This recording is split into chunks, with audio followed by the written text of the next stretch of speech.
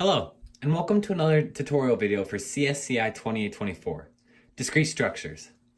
In this video, we'll be covering how you find the complexity of pseudocode. Or, in another term, when given pseudocode, how do we determine its complexity? So, a few important notes when we're going about this. When we're given pseudocode, we first want to note that for loops are represented using a summation. So suppose we have for I equals 0 to n is our for loop. We would represent this using the summation notation.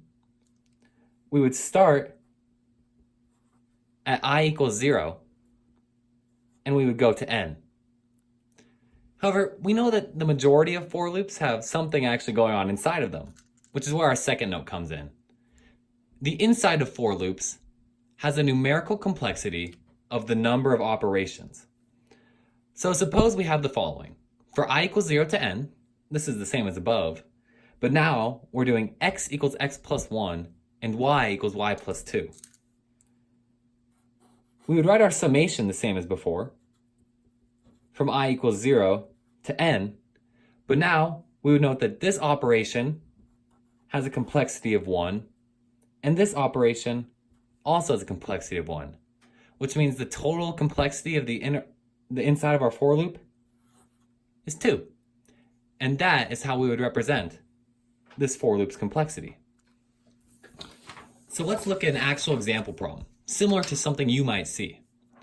We want to give the complexity of the following piece of pseudocode.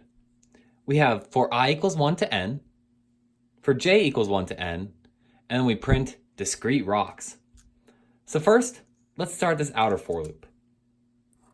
We can represent this in summation form, from I equals 1 to n.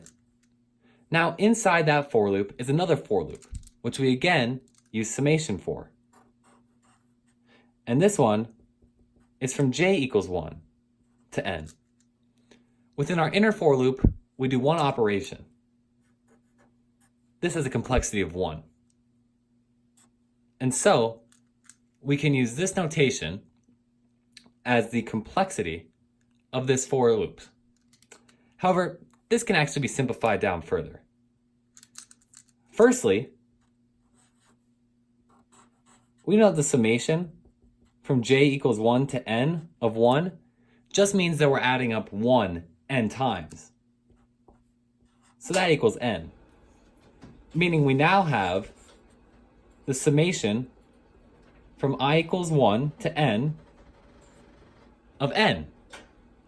This means that we're just adding up n times now, which is equal to n squared. That is the complexity of the given pseudocode above. Thanks so much for watching, and good luck solving that pseudocode.